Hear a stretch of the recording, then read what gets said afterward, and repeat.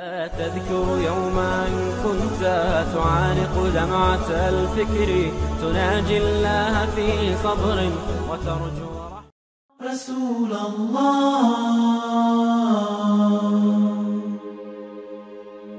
Asaalamu Alaikum. I'm Yasmin Mogaheed, and this is something where we are joining together to celebrate the life of a very, very beautiful man, the Prophet Muhammad sallallahu alaihi wasallam. The part of his life that I want to talk about is a part that was actually very, very difficult on the Prophet sallallahu alaihi wasallam, one of the hardest periods in his life, and this was the year of sadness. During his life and the beginning part of his revelation, of his mission, he had a very, very difficult task. And yet he had the support of two people in his life who were one of his greatest supports.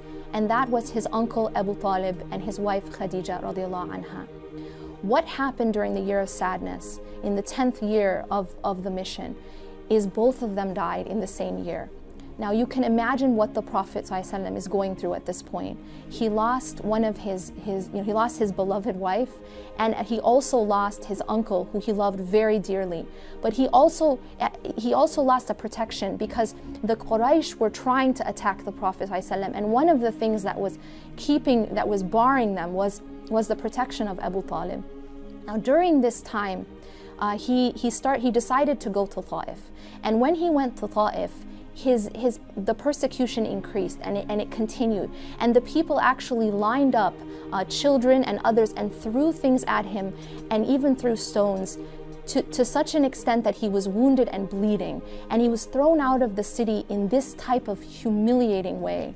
Now you can imagine what he was going through at this point, and he went and he sat under the tree and he made a very powerful dua. And there's one aspect of that dua that I want to focus on. And this is the part of the dua where he says, إِن لَمْ تَكُمْ بِكَ غَضَبٌ عَلَيَّ فَلَا أُبَالِي. That if you are not displeased with me, then I don't mind. Now this is mind-blowing because the Prophet ﷺ has been through so much at this point. He has been persecuted by his people, his wife has died, his uncle has died, and he's been thrown out of this city in such a humiliating way. And yet his number one concern is the displeasure of Allah subhanahu wa ta'ala. And he says that as long as Allah is not displeased with him, that he doesn't mind all the rest that happened to him. Now that is in and of itself such a testament, and it shows what the character of the Prophet ﷺ is, and it's an example for us because we also go through hardships, and this shows us what really, really matters, that any hardship that brings us closer to Allah subhanahu wa ta'ala is actually good for us, and any hardship that takes us away from Him, even if it's ease in fact, and it takes us away from Him, then it is bad for us. Now you'll notice too that Allah subhanahu wa ta'ala after this period of time does something miraculous. Allah takes the Prophet sallallahu alaihi wasallam up to the heavens, to a place where no other human being has ever been. And you see here that it's such a very, very symbolic sort of lesson for us, that when Allah subhanahu wa ta'ala takes away the creation, when Allah subhanahu wa ta'ala takes something from us that we love, but He gives back something better, He gives back something so much greater. And in this case, it is that nearness to Allah subhanahu wa ta'ala.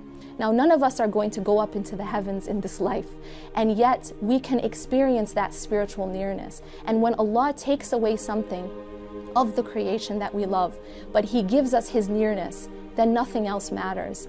If you are not displeased with us, O Allah, then I don't mind. This is the lesson, and this is the attitude that we should take, and this is the inspiration that we can get from the Prophet sallallahu alaihi wasallam. أقول قولي هذا واستغفر الله ولكم إنه غفور رحيم والسلام عليكم ورحمة الله وبركاته.